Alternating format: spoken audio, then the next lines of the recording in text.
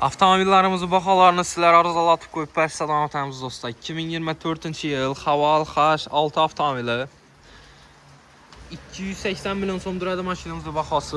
275 million tushirdik. Naqd pul bilan sizga shuni yana yashirib bersak bo'ladi. Savdo qilib Valorasida chiroyli suvet. Kraski absolut родной. Benzinda 29 ming kilometr yurgan. Uzun родной bog'larında poliklari döşəlgan ishlarini, sidinalar elektronnik, kojaniy salon, panoramali 360 gradus kamera, rullarında multimedia, hamma narsasi bor. Dostlar, salonlar ham keng, arkalarından podogreflari bor mashinamizda.